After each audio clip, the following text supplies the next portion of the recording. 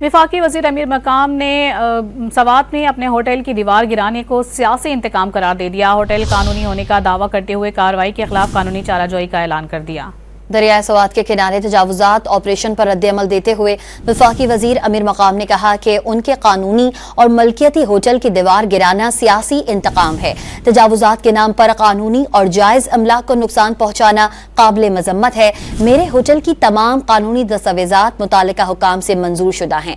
अमीर मकाम ने इल्जाम आयद किया कि सूबाई हुकूमत अपनी नाकामियां छुपाने के लिए सयाहत को तबाह कर रही है।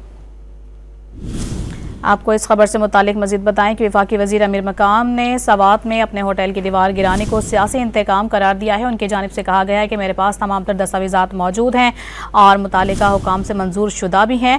अमीर मकाम ने इल्ज़ाम आयद किया है कि सूबाई हुकूमत अपनी नाकामियाँ छुपाने के लिए सयाहत को तबाह करना चाहती है और ये सियासी इंतकाम उन्होंने इस कार्रवाई को कहा है।